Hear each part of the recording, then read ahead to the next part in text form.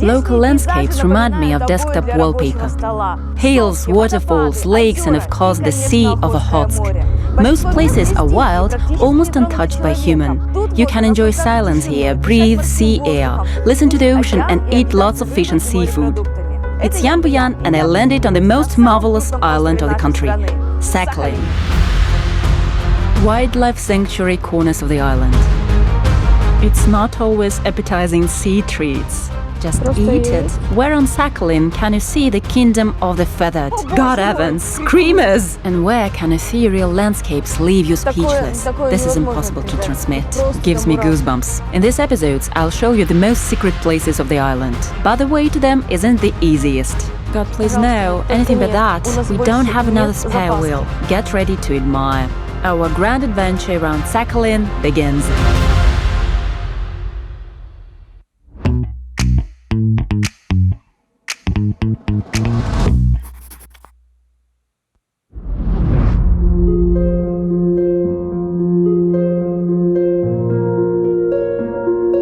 This island doesn't have a clear tourist image yet.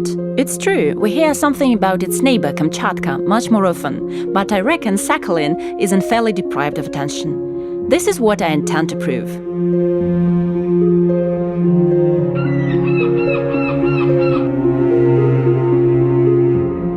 Although just at the mention of Sakhalin most people's ears begin to freeze, it's much more comfortable here than on the mainland, thanks to the monsoon climate. Sea of Okhotsk water temperature gets up to 18–20 Celsius in August and September. There are kilometers of sandy deserted beaches on Sakhalin. You know, the sand is so soft, from grain to grain. And what is more, there's such a smell of seaweed here. Far Eastern, our very own. I start my trip around the island from the city of Nevelsk, a small town soaked in sea smell and shrouded by hills. My goal is to find some sea delicacy here by myself. Let me introduce Alexander. He will help me catch sea urchins. Are we going to catch a lot? It will be enough for our today's meal. We'll eat them raw. One will be enough for me. Really? Yeah. I guess we'll catch between 2 and 3. This area is full of sea urchins. Last year, sea brought here 2.5 billion larvae of this animal, so you don't have to worry about the population. To catch sea urchins, you may take flippers and masks and dive to find them in seaweed. Or you may wait for low tide and try to find them using only hands, carefully. Have a go, Yana. They must be somewhere here. They don't really feel very prickly. You'll know right away that it's not a stone. Ouch! There are so many of them here. You need to walk very carefully, because I have no special shoes, and it's no pleasure to step on them. I guess I'll be standing here from now on. What happens if someone does accidentally? Well, we'll squash it. It won't like it, and we won't be able to eat it. We'll release such little urchins, but those that are bigger, we'll try now. So I can just throw them away into the sea? Sure, they'll set off for their place. Don't get caught anymore, and live a long and a happy life.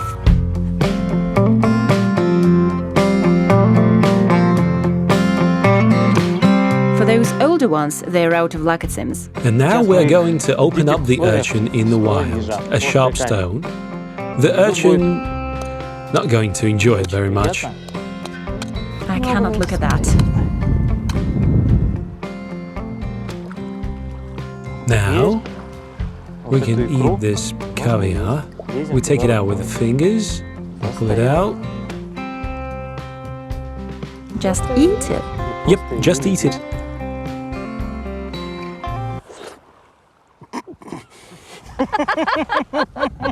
I'm scared. Sea urchin caviar is of course no caviar. These are gonads, the reproductive organs. Both males and females have them. Japanese taught the world how to eat urchins. Once they understood that such caviar is a powerful aphrodisiac and provides rejuvenating properties. Maybe that's why the residents of the land of the rising sun live for so long. What it's like? Kinda sweet. Sweet.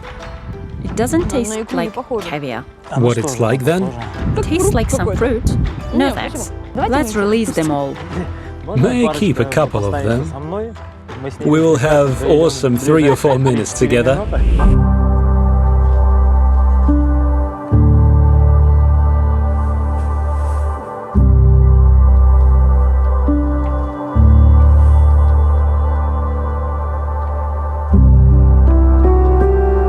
Sakhalin is a part of Far East. That's why the so-called flat rates are used here, subsidies from the state. A return ticket costs around 20–25,000 rubles in this case, regardless of the departure date and time of purchase. The main thing is to still have spare seats on the plane.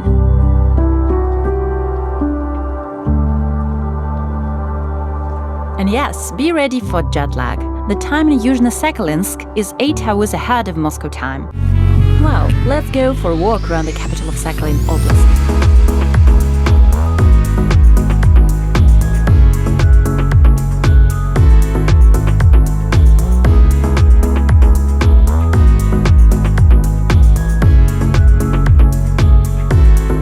In the city that has been ruled by Japan for 40 years, almost no monuments of the town were kept. One of the few Japanese buildings is the local history museum. Beautiful, isn't it? Of the modern places, the Mountain Air Ski Resort. The Mountain Air Ski Resort is situated right in the city. In winter, people come here to go snowboarding and skiing, and in the summer you can go up and walk along the hiking trail. A return ticket to the top costs 300 rubles. Let's go. Mountain Air operates all the year round, and the ski season traditionally opens in mid-December and lasts for 4 months.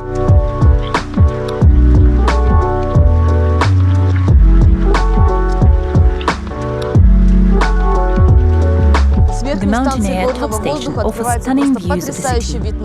If you are in Yuzhno-Sakhalinsk, I heartily recommend coming here. And it's very easy to get here on this cable car.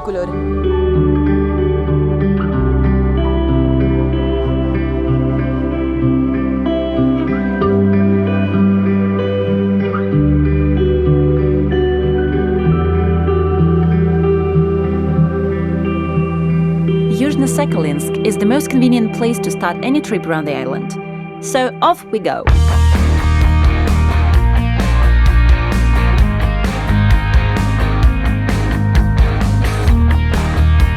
We drove for about an hour and finally reached the Starodubskaya village. Here are amber deposits that stretch for 300 meters. Let's go and see if we can find something. Local people sell a little handful of amber for just 500 rubles, but it's much more interesting to find the sandstone yourself. So we pick up a stick and start poking around in the sand looking for amber.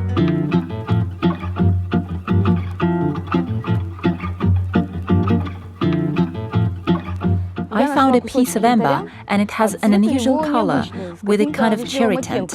They say this sandstone is at least 20 million years old. During the storm, the waves crush the fossilized resin at the bottom, and these small pieces cling to the seaweed and come ashore.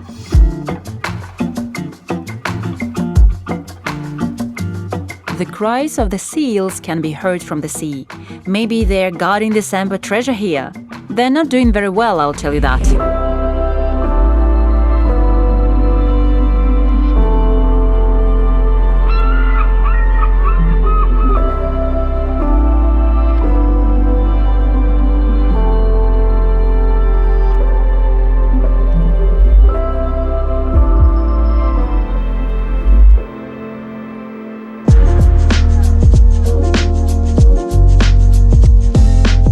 We drive on. We'll see another reminder of Japan on our way.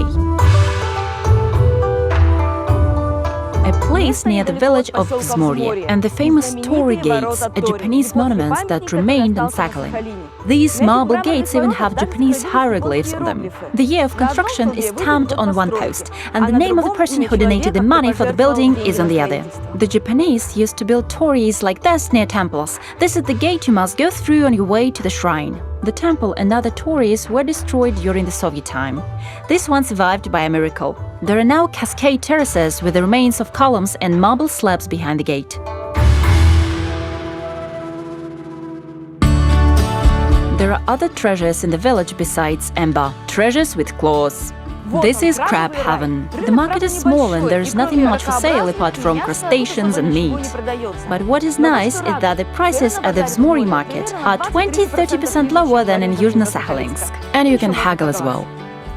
Hello, how much is a crab? Price of these ones starts with 500. Does this crab cost 500?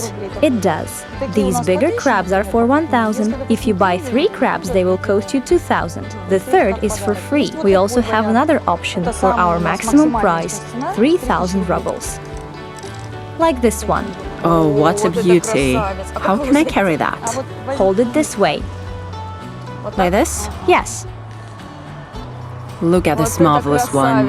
The Kamchatka crab is the largest one among the Far Eastern crabs. It began to be bred in the Barents Sea in the mid-20th century. This delicacy is now delivered from here to restaurants all over the world. But the freshest crab is of course found here at the market.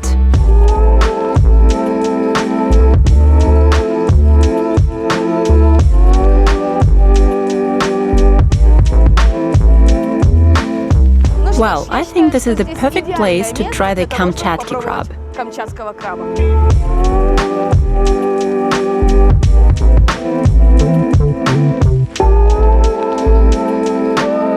We have a crab, a table and a chair. How to eat though? Tear the phalanx half? Ah, I cannot do it. It's prickly. Let's try another one. Well, the first one has already begun. Come on.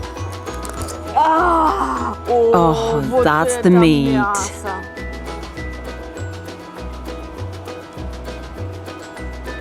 What a delicious crab stick. It's very prickly. Why are you so prickly? Oh, perfect. So tasty. What I can say, this crab can probably be eaten by 10 people, and you can't eat it all at once. And it all costs 300 rubles. I'm shocked. I was told that seafood is rather expensive here, but I reckon that 3,000 rubles for such a crab is inexpensive.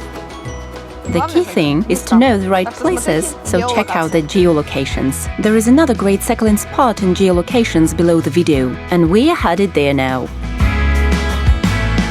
Traveling around Sakhalin, you can't miss the waterfalls. There are lots of them here. The landscape and the abundance of rivers affect it all. One of the most beautiful ones is in the Cape Klokov area.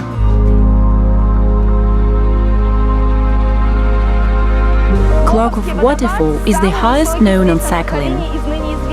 There are about 300 of them. It is 48 meters tall.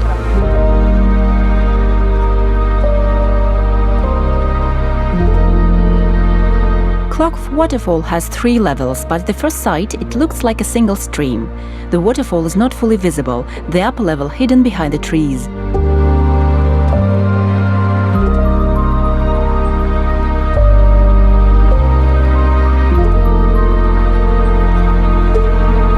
All this is TORII Bay, the final point on today's route.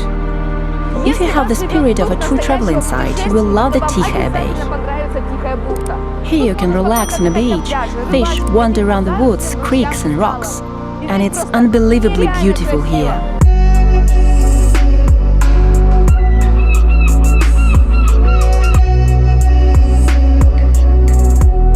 TORII Bay is an incredibly picturesque place. It was named so by the first Russian navigator Adam Johann von Kruzenshtern. It's also one of Russia's top 5 beaches. Why did Russia's island jewel attract attention of experts? I think it's understandable. It's beautiful, clean and calm. The best place to escape from the city's hustle and bustle.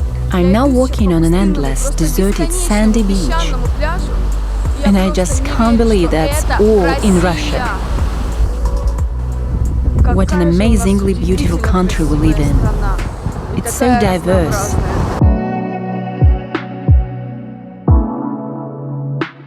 The next day we had a tougher journey with more challenging conditions. Looking ahead, it tickled my nerves. But first things first. We're on our way to the true wild Sakhalin. Our final destination is a hard-to-reach Cape Velikan. They promised to show me the place where the cliffs, the forest and the harsh Okhotsk sea meet. To say I'm excited is to say nothing. So let's go.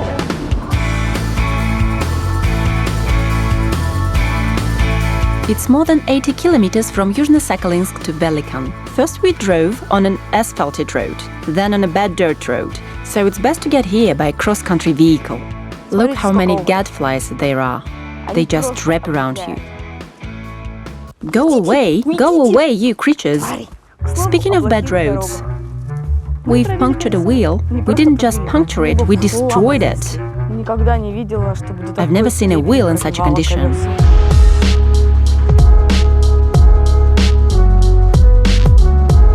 We replaced the wheel and are finally approaching the site.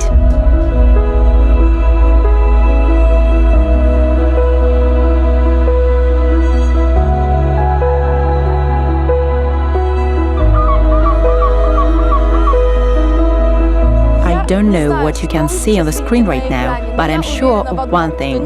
No camera in the world can capture what's going on behind my back right now. This is the Cape Velikan. We're inside a cloud right now, and this creates some mystical spectacle.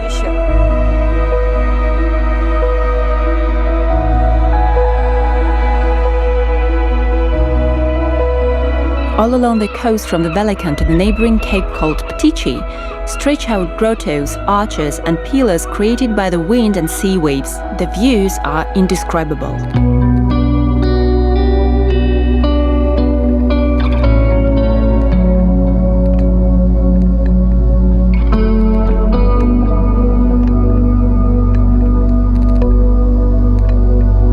Half a kilometer wild beach away from Cape Velikan stands Cape Ptichi.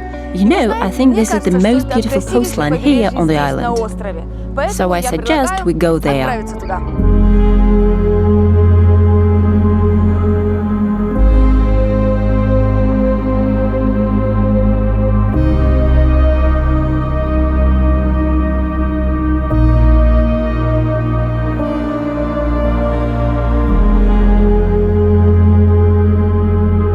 This cape is called Ptichi, and it's not hard to guess why, because of the large population of seagulls living here. Can you hear them screaming? I don't know about you, but to me their screaming sounds hysterical. To be honest, I call them hysterical seagulls.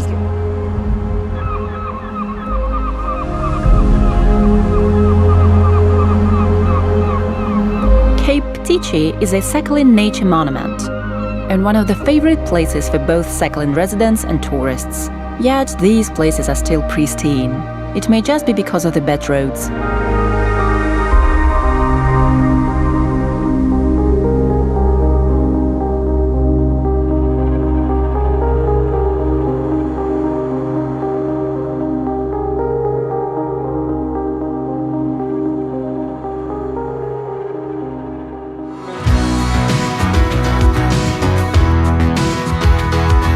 And yes, on the way back we have another accident. Please no, not again. We no longer have a spare. No more spare wheels. Here's only the ruined one. No, no, no, no. Blimey.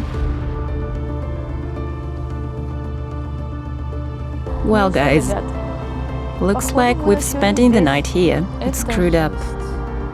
But the sunset is beautiful.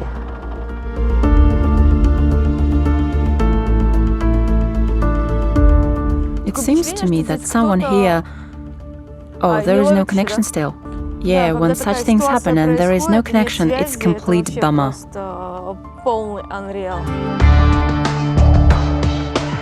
Somehow, our guide managed to call for help. We fried some eggs while waiting. So romantic. But I'd be better at the hotel. 22:23. The spare wheel is on its way, it's already dark. We're really looking forward to it because the locals have already gathered up here. They want to help. To be fair, they are hardly sober. Whatever. There is a car approaching. I really hope it's our spare wheel. Hooray! We're saved! 2 hours of agonizing waiting, and here comes the desired help. We can breathe out. Our trouble is over.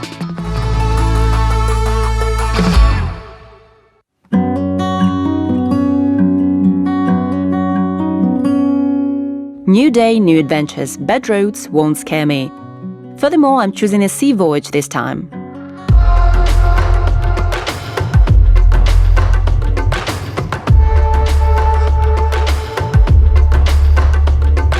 heading for the Aniva Bay coast to see Russia's most famous nuclear lighthouse. Do I jump in here? Yeah. Easy, careful, watch it. Classy as a potato.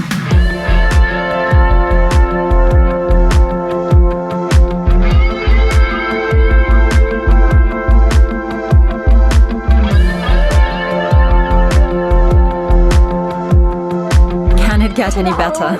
They said it was Sakhalin, but I have a clear feeling it's Iceland. The highest point in South Sakhalin is on our way to the lighthouse, 670 meters above sea level. In Soviet times, there were 2 border outposts here. Russian border guards are now serving at the very peak. You can't go without it. Japan is nearby. And here is the famous lighthouse.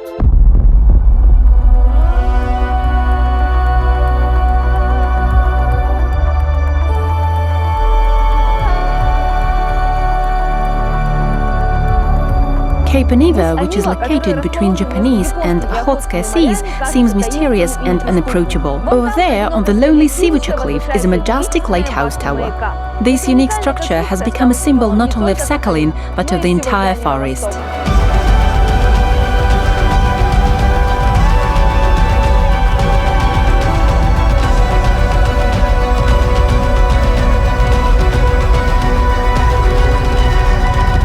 It's impossible to put that in words. It gives you goosebumps. Seagulls are not particularly happy to see tourists. We'll walk very carefully because there are still chicks sitting there who can't fly yet.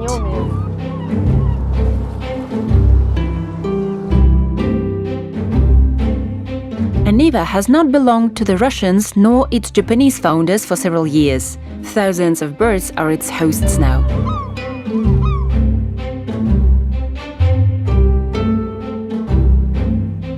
The specific bird smell, destruction and decay inside the lighthouse are overshadowed by the stunning views. And then there is brightness of sensations that come over you in the first second and won't let you go. Calm down, I won't touch anyone. Hello? Oh, there is a chick here. And a little egg. Oh my god. I'm not touching it, I'm not. My goddess, how cute. Wow, there are several chicks. Just little babies. The structure seems unreliable. To be fair, I wouldn't recommend anyone to do that. And I don't understand why am I doing this.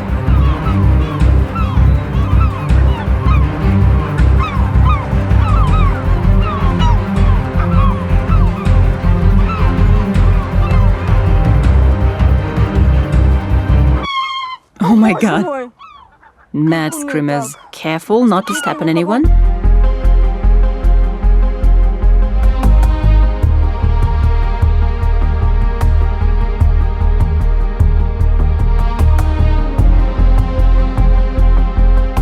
Yes, a rather peculiar place. It's a pity that it's ruined. It's so interesting to look at all these old things.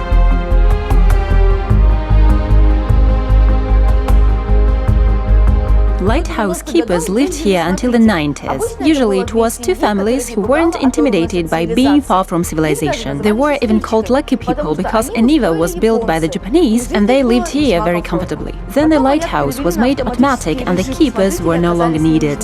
And about 15 years ago, Aniva stopped working at all. Now there are seagulls living here.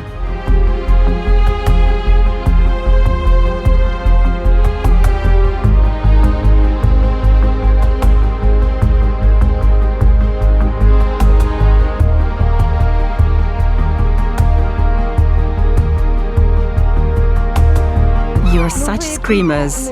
Oh, be careful, darling, there's a baby. How did you get here? There are chicks sitting on the stairs. How does one walk down carefully so not to disturb them? They seem to be running away. Stop shouting, we're leaving.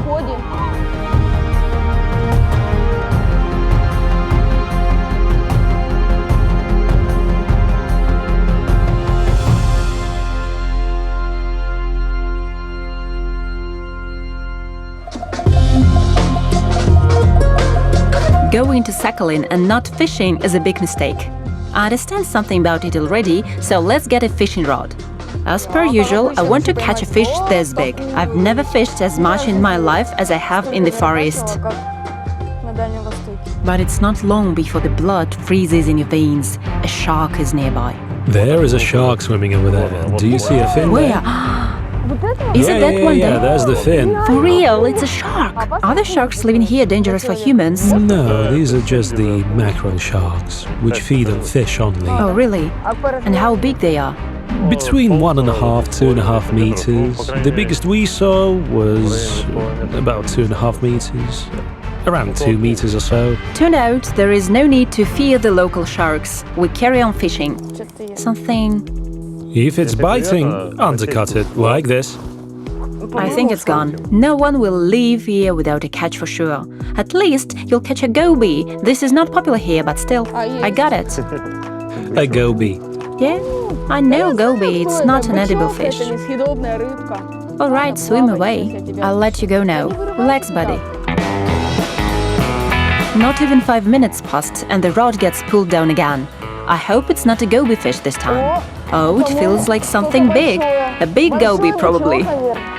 It's biting for you too. Yep. What did we catch? Yes, pike perch. What's the name? Hexagramidae. It's pretty. May I let it go? Yeah. Whoa, go swim! Make my 3 wishes come true.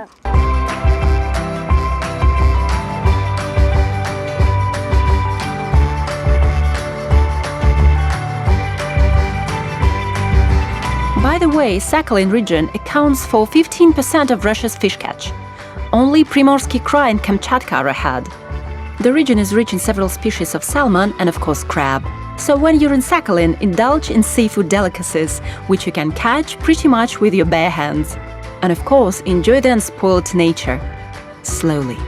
History and nature are like one here. The coastal cliffs are as if carved by sculptors, and historical monuments are like the opposite, they seem unwrought. I dreamt of visiting Sakhalin for a long time, but was always intimidated by the remoteness, size and difficulty of traveling around Russia's largest island. But now I'm also a person in love with Sakhalin, and that song goes.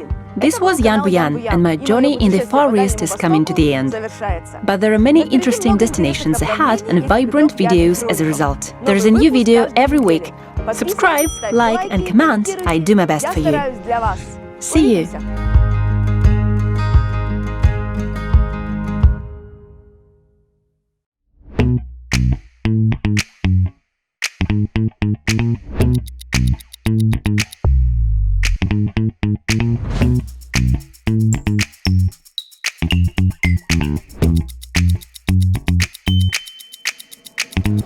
Thank you.